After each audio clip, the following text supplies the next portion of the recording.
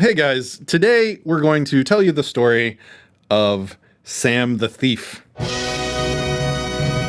That's right, Sam the Thief. He's kind of an asshole, because he's a thief. Sam's favorite car is a Lamborghini. This particular Lambo that Sam was in love with was owned by a guy named Elon. So what did Sam do? He's a thief. He took it. This, of course, made Elon sad. Sam is in possession of Elon's Lambo. Who owns Elon's Lambo?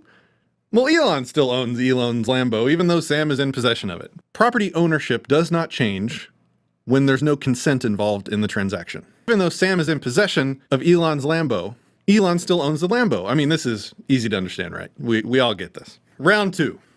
Sam's been driving Elon's Lambo around for a year. He never got caught. You know, cops are terrible, whatever.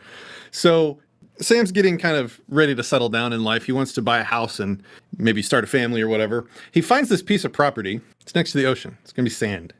That's, you know, gorgeous, right? It's like a cliffside with a waterfall next to the ocean. It's a beautiful, like, villa house. So the thing is, you can't just, like, steal a house, right? Because somebody lives there. So this is Jordan's house. Sam's got to go and he's got to find Jordan and he's got to try and make a deal with him. He goes and he talks to Jordan and he brings his Lambo, and guess what? He's in luck. Jordan loves this Lambo. So he agrees to trade this beautiful, immaculate property to Sam in exchange for the Lambo plus $1 million. Sam gives Jordan the Lambo, and Jordan gives $100,000 plus the house to Sam. Jordan hops in the Lambo and takes off like lightning. Unfortunately, Jordan's not so good at driving supercars and immediately smashes it into the side of the cliff. Oops, Lambo is gone. Where does the rightful property ownership lie now? Let's start with the Lambo. It doesn't exist anymore. The Lambo's rightful owner stayed and is still and was still Elon. The only thing that's really changed here is that Sam now owes Elon a Lambo.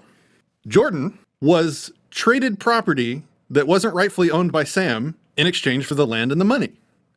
So Jordan, because that transaction was not valid because there was some non-consent involved, Jordan is still the rightful owner of the house and the money, the property and the money.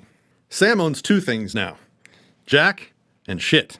He owns nothing because all of the transactions so far in this entire story involved either fraud, coercion, or outright theft. Therefore, no property actually transferred possession. Everything is still owned by the people who it was originally owned, except for the car, of course, that got destroyed, which just basically created a debt. Round three.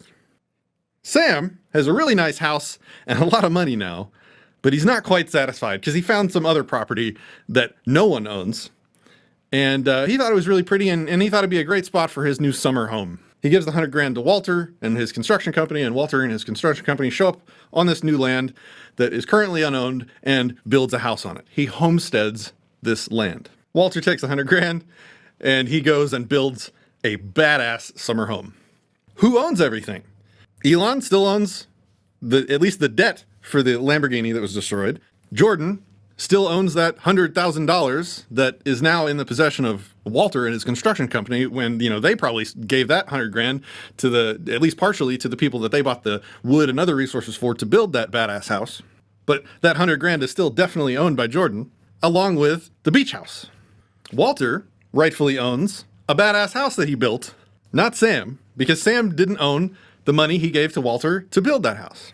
And, Sam, yeah, he still owns those same two things, Jack and shit. Are you seeing how this works? Property doesn't transfer ownership when there's coercion, trickery, theft, force involved.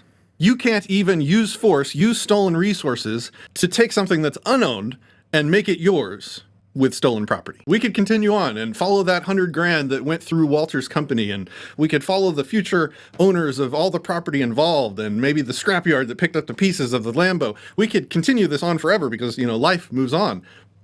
But the ownership never changes. Everyone still has rightful ownership of all of the property that Sam screwed up by taking, by defrauding, by tricking. Tragedy of force and fraud is that eventually things get so messy that property can just be lost. In this case, the Lambo's destroyed. When force is used, when coercion is used, when consent is violated, it's always entirely possible that people just lose. When force is used, everyone loses. So in our last video, we talked about what property was and why property exists. And in this video, we showed you the many ways in which property cannot be transferred. And it's really not many ways, it's really just one way, through violation of consent. Violation of consent never transfers property. Just like with everything else in life, consent is key. Consent, in many ways, in almost all ways, is morality, is ethics. If you have someone's consent, everyone's good, everyone's happy, things can move forward. When things are done without consent, tragedy always follows. So, at the end of the day, Sam still owns jack and shit. You know who Sam is? Sam is Uncle Sam. Sam is the government. Every single thing Sam does is without consent. It is devoid of consent. Every single thing Sam does is devoid of consent. When he taxes people, that is without their consent. That money that's transferred in the process of taxes is still rightfully owned by the people it was stolen from. It is not rightfully Sam's. When Sam uses that stolen money to build a building, to hire an army that then bombs some other part of the world, all of that is devoid of consent. None of that property is rightfully owned by the government. The government rightfully owns jack and shit. When Sam pays its soldiers, when Sam pays its regulators and the government employees, and when Sam signs those welfare checks to people, all of those resources, all of that money, quote unquote, paid to people, is not Sam's to give. It's never rightfully owned by the people it's given to.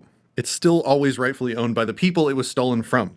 No matter how far down the road of this story you go, Sam still rightfully owns jack and shit. The government rightfully owns jack and shit. So next time you want the government to do something for you, the next time you go vote, the next time you say there should be a law, the next time you call for regulations, remember, all you're doing is trying to get Sam to use other people's property in the way you want it to be used, even though you have no rightful claim to ownership of that property, and neither does Sam. The moral of the story is that to be moral, we all need to mind our own business. We all need to mind our own property and stop trying to control what everyone else rightfully owns. This simple concept of live and let live, of don't control other people, is called the non-aggression principle. For more information, Google the non-aggression principle, Google voluntarism, or send us a message if you're curious. Thanks for watching.